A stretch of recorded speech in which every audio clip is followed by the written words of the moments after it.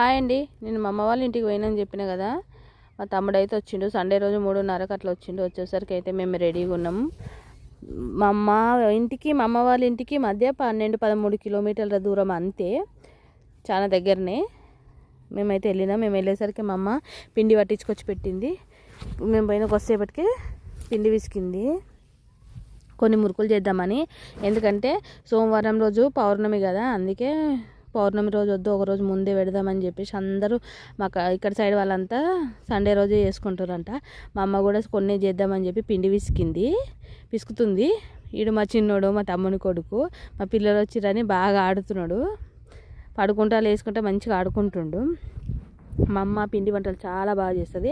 పిండి వంటలనే కాదు, వెజ్ అయినా నాన్ వెజ్ అయినా చాలా బాగా చేస్తుంది. అందరు ఇష్టంగా తింటారు మా అమ్మ చేస్తే. నేను ఇంతకుముందు కూడా చెప్పిన, చాలా అంటే చాలా ఇష్టం మా అమ్మ చేసిన ఏదైనా సరే.